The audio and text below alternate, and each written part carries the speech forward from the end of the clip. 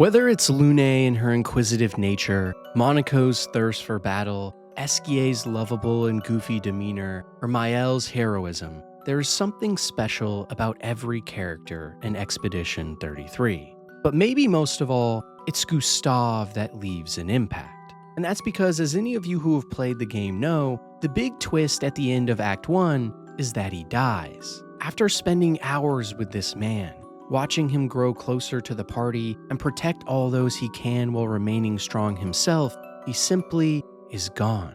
The moment comes out of nowhere when, after finally defeating the Lampmaster boss, Renor, the main villain for most of the game, appears behind the shadows and traps Mael in a bubble while he kills Gustave in front of her. It's a powerful moment for sure, and one that comes as a surprise, as what many people would consider the protagonist of the story up to this point is vanquished so early on. But you know, lots of stories have moments like this. I can remember countless movies I watched as a kid or recent TV shows where important characters die. Books I've read that get an almost sadistic pleasure in killing off important people when you least expect, or songs and poems about loss of those who you held close. What makes Expedition 33 unique, though, is this loss is real. Gustave isn't just another character with a great personality that we grow attached to. He's us. For hours by this point, you will have been dumping Lumina points, weapon upgrades, or stat bonuses into Gustave especially. Your entire strategy in gameplay could revolve around him and his overpower ability, greatly increasing enemy break bars. Certain combos work well with Mael and other members, and in general, by this point, Gustave is more than just another character who's supposed to make us cry. He's an extension of your own self, your strategies for your party, and what your story has become for you. Rather than simply watching or listening as the narrative and dialogue tells us why we should love and care about Gustave, we as the players know. After all, we're the ones who are making Gustave powerful. We are the ones who are deciding where to walk with him in the open world, where to slot upgrades, and who to give the most Lumina points and weapon enhancements. Gustave's death isn't just the loss of an imaginary character we have grown an emotional bond to. It's a loss of a character we have formed as well, developing his skills and playstyle into something of our own. That's what real loss feels like. Because when it becomes clear that this game isn't pulling any punches, and Gustave really is dead, lying in a pool of his own blood in front of the orphan child he raised for years, Mael, that not only are the characters losing a man that loves and cares for them, but you are losing a part of yourself too. A part of the story you were making on your own through the decisions you made in the game beforehand. Only games have this power. Because only games, outside of our real lives, give us the agency to choose. And it's those choices that make the stakes feel so much higher. Not only is Gustave dying an unexpected and emotional roller coaster of a twist, but in his death, he takes with him too a small part of us that had already dedicated so much to him.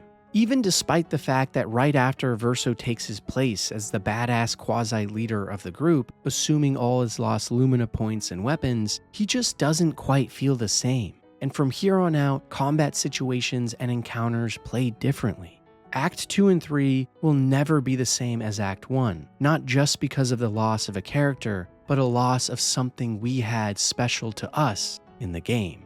And that's true loss. A tangible attachment to not only who a character is, but who they were in relation to us, as the player, with agency to act on the world ourselves. In games, the loss of characters or any pivotal emotional moments like this can have a much stronger impact on players because of the amount players pour into games as well. In a movie or book, you simply sit back and listen, observe and think about what happens and either accept it or move on. But in games, we can change things. We can affect how encounters play out or how characters grow in our minds. For example, even though you can't stop Gustave from dying, you can decide if he talked with other characters at camp or ignored them, how strong and fearless he was in battle, or if he let others fight in his place. How much you're affected by Gustave's loss is directly proportional to the effort that you put into him as well. And this is coming from a game with very few choices in the first place. After all, Expedition 33 is for the most part a very linear and straightforward game.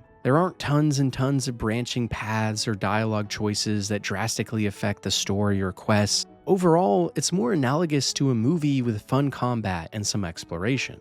But even these small moments of agency the game gives us, decisions on where to go next, how much to explore, or which people to talk to in Lumiere at the beginning of the game, all do add to the character of who Gustave is for your game. And this is exactly the kind of thing that makes games as a medium of art so special. Simply by giving players agency to make even minute decisions like these, they mold each and every character into their own.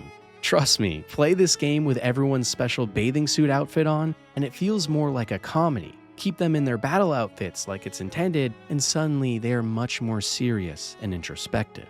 These are decisions we make, and ones that affect not only how the story feels, even when it's primarily linear, but also how we become attached to the story as well. So when you lose Gustave in Act 1, it isn't just sad because of how well written and somber the storytelling is, but because we've lost a part of what made our playthrough ours. But as sad as this moment is, it's so powerful too, and it's the reason it affected so many people greatly when they played this game. However, there is one other moment in this title that we need to talk about, one so immediately powerful that it inspired this video in the first place. A moment that proves beyond a shadow of a doubt, games as a medium of art have the most potential of anything: the ending.